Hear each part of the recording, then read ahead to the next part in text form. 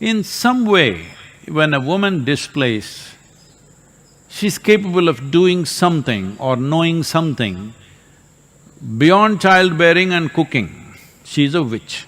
It's God and His Son, it's God and His messengers, all male messengers, never female, because they're not reliable.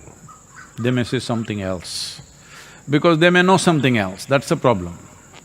Has Devi been destroyed? Well, I'm telling you, she's all over this country, in every village. There may be no temple for a male god in a village, but always there is a temple for a Devi. No Tamil Nadu village is without Mariamman. Because if you empower the feminine, then all the silly laws all the silly ideologies, laws of heaven and nonsense that you've created, all that will collapse. Now look at the male and female, you will see the feminine always wants to settle down, wherever little comfort, settle down and live well. Man wants to climb the mountain and settle down on the other side. This side of the mountain is not okay for him.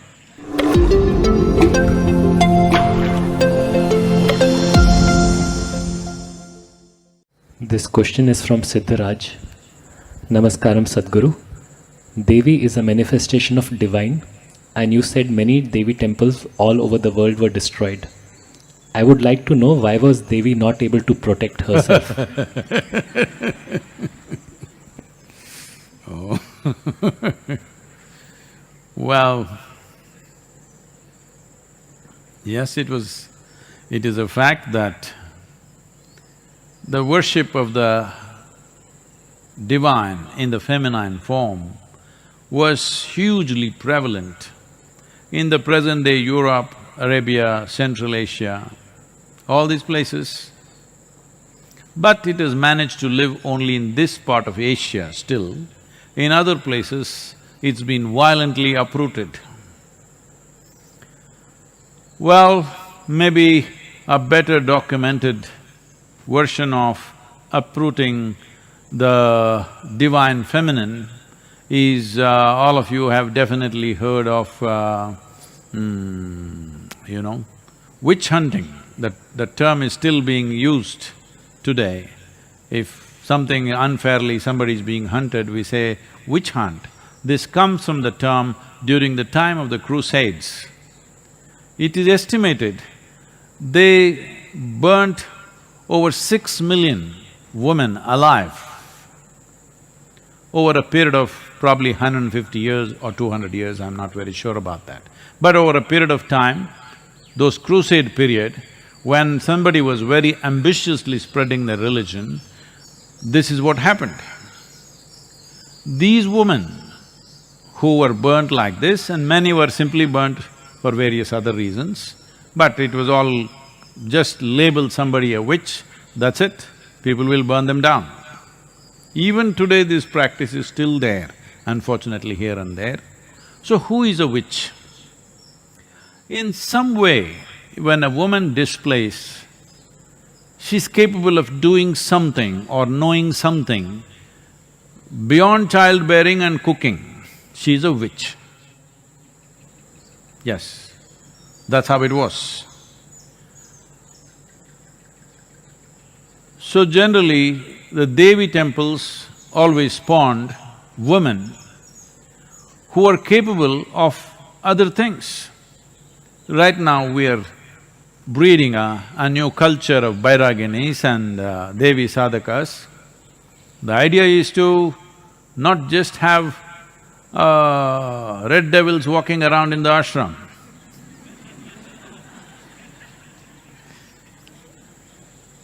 The idea is, slowly divinity walks around.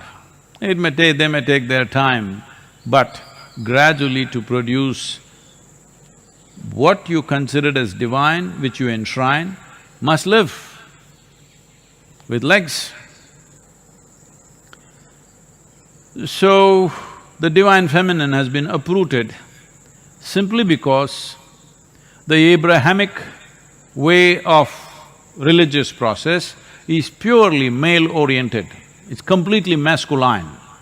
There is no room for feminine to be anywhere there. It's God and His Son, it's God and His messengers, all male messengers, never female, because they're not reliable. They may say something else, because they may know something else, that's the problem. So, because of this, in Arabia, in Europe, in Central Asia, a lot of destruction happened. But there is not a single village in entire India without a Devi temple. And when I went to Somnath temple, it was destroyed 17 times over by a certain kind of warlord from Afghanistan. 17 times. He makes this trip, which is over probably 1500 kilometers. He makes this trip just to destroy this temple. First time I can understand because there was wealth, there was gold and stuff. All right, he looted it, destroyed it, burnt it down and went. Why come second time? Maybe little more wealth. But after that, there was no wealth because people just put up small things. But he came 17 times and destroyed. So I was inquiring, what is it?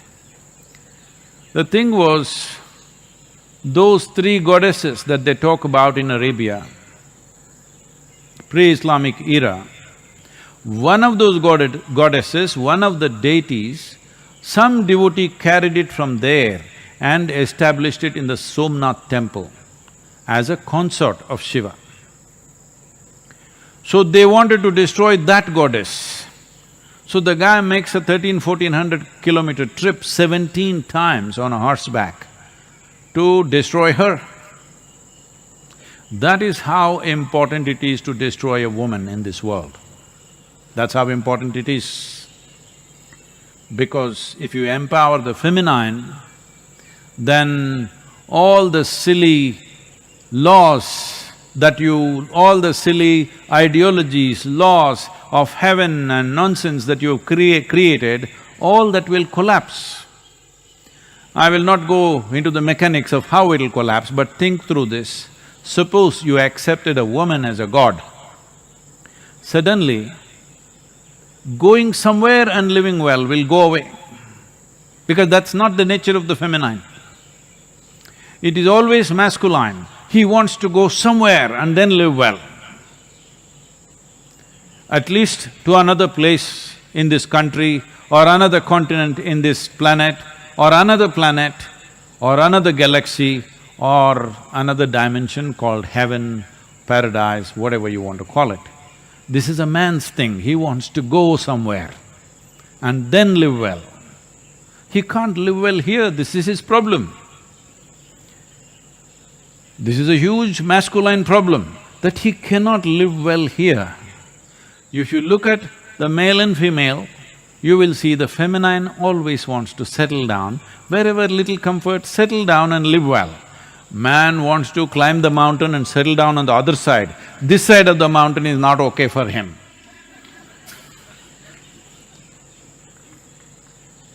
So, if you made a male god and a female god and they were together like Shiva, Parvati, something, you will not want to go anywhere. Even Shiva settled down in Kashi because of Parvati. He's a wanderer. But during the winter months after he got married, he found she was finding it very difficult to be in high altitude in Himalayas. For her sake, he came down to Kashi. But then he also started liking it so much, for a long time he did not go back. So, feminine always brings settling down, masculine wants to propel somewhere. That propelling, too much propelling, we need some propelling, of course. Too much propelling is causing enormous destruction on all levels of life. Today, a whole lot of people have started philosophizing only because we overdid our economy, viruses come to neutralize our economy. I am not saying that. This is not the way to balance our economy or our activity. There are more sensible ways to do this. And one important way to do it is empower the feminine.